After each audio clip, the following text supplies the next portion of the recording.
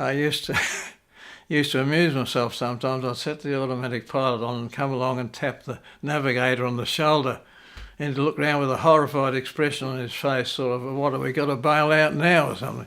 I said, no, I just want to have a look at your map. And go back and sit in the seat again.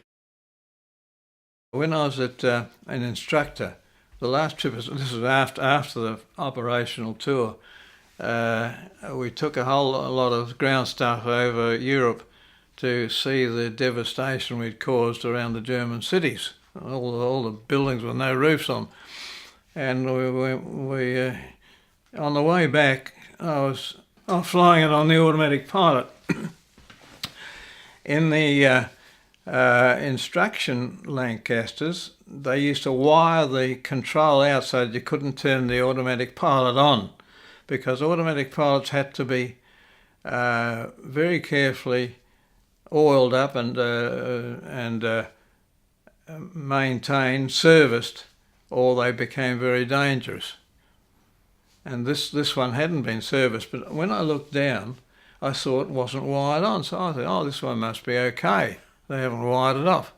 So I've put it on, just a little control down there, flipped it on the left, and just sailing along without having to hold a rudder bar or anything. So I did my little stunt of going out and tapping the navigator on the shoulder, and he wasn't very happy about that, so I made my way back to the seat. Sat in the seat. I was just sitting there without being strapped in, and suddenly George, that's the automatic pilot, threw the control column straight up against the the instrument panel. I was thrown up in the air, hit my head on the roof because I wasn't strapped in. But fortunately, I just reached down.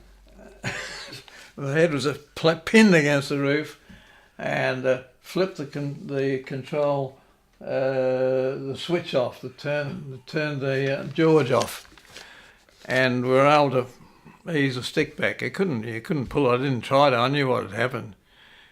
I read stories about people trying to pull the stick back when the George, the automatic pilot's done that thing to them on operations, made the plane dive, and they've had two people trying to pull the stick back and they couldn't do it. But it came back quite easily, of course, once the George was switched off. And we continued to fly. But that was very, very lucky. It was one of the most dangerous things that ever happened to me, because we'd just flown over a fairly high place on the Lincolnshire coast. We'd just come back over the North Sea and flew over the Lincolnshire coast, over the Wolds, not the Cotswolds, that's in the West Country, but over the Lincolnshire Wolds. They're about 1,000 foot high at the highest points.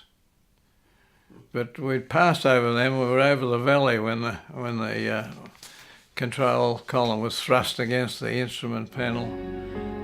So we're lucky that time. But that was the last time I ever flew a Lancaster, actually.